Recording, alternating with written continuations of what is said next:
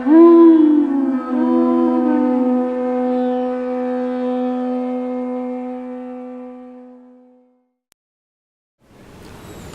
Panchagoda Prabhu requested me to read Bhumipati's offering, then I will read mine. On this most auspicious day of your holy appearance in this world, I would like to offer this humble homage at your lotus feet. Srila Prabhupada, first of all, I thank you unlimitedly for you have given us everything we need to survive and progress in our spiritual life, even though we don't deserve it. You gave us your costless mercy, spiritual guidance at every step of life, knowledge to fight Maya, and strength to bear the onslaught of material nature. But the most treasure that you kindly gave us is your devotional literatures, gorgeous temples, educational institutions, and above all, your wonderful disciples. In fact, there are only assets and solace in life. Without you, Srila Prabhupada, our life would have been completely meaningless, as we totally lost in the network of confusion, illusion, sense gratification, and so on. Srila Prabhupada, apart from your dear disciple, hundreds and thousands of your devotees and followers from all over the world are being benefited by your unique contribution of Krishna consciousness.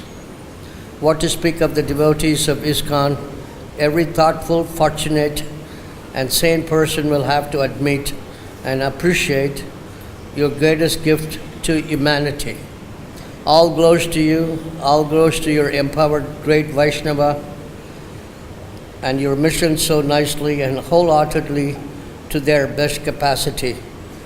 As an unfortunate person as I am, truly nowhere near them, your costless mercy and the good wishes are my only hope.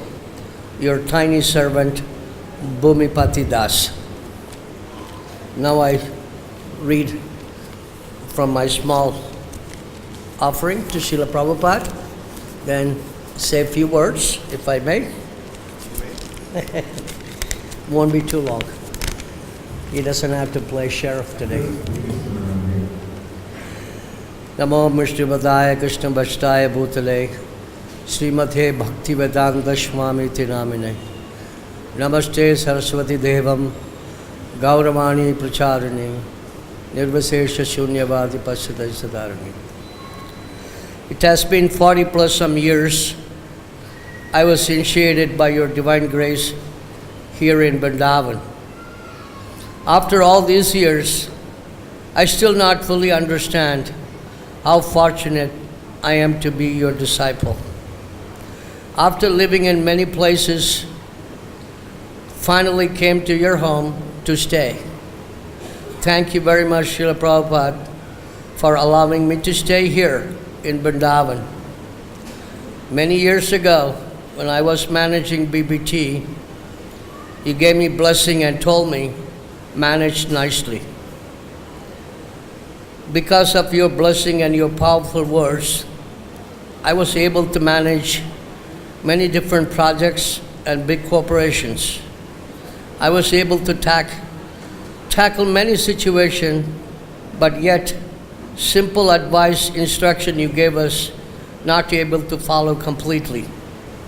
On this auspicious occasion, I beg you for your mercy and ask for forgiveness and able to taste the nectar of chanting the holy name. So many gurus came and gone since you left this planet. No one ever can replace you, Srila Prabhupada.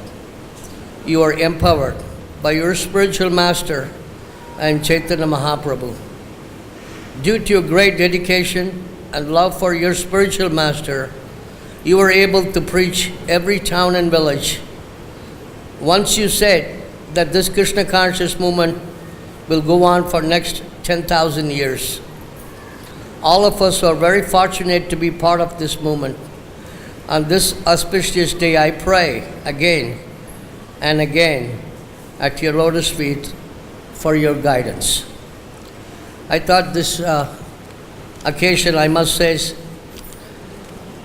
some small story that how Srila Prabhupada, not only very, very merciful, kind, and very loyal to his disciple. Every time I see Srila Prabhupada's disciple, I see Srila Prabhupada. When I see Garg Muni sitting here, I always think of Garg Muni as Maharaj. When I think Brahmananda, Gopal Krishna Maharaj, or so many great devotees like Manjari and Kusha and Devashakti, I always think of remembering Srila Prabhupada.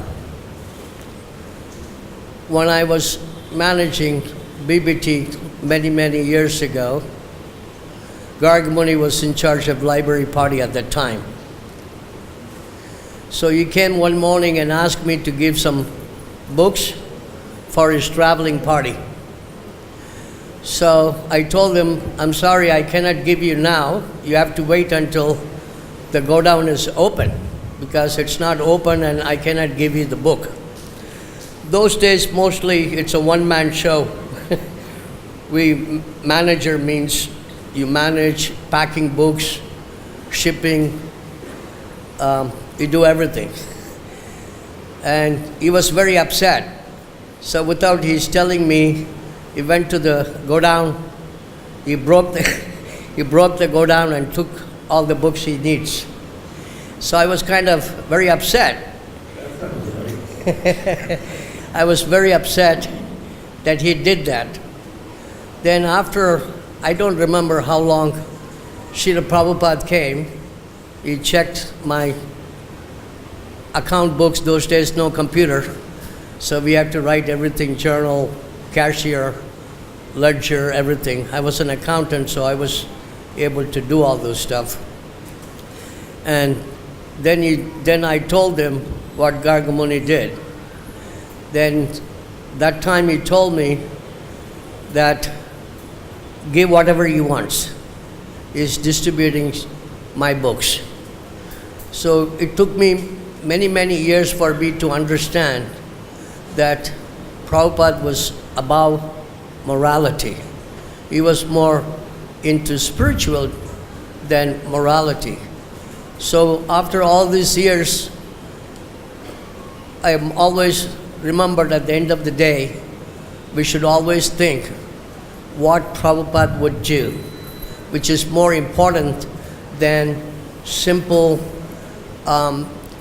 mundane principle which we think which is very important. The most important thing is to please Srila Prabhupada, to remember his Prabhupada through his disciples, to his advice, his instruction. In that way we will be very, very happy, because we see Prabhupada everywhere, all the time, and especially Srila Prabhupada's disciples, not too many is leaving one after this. Every year is one less person. We are missing Aditya Mataji this time.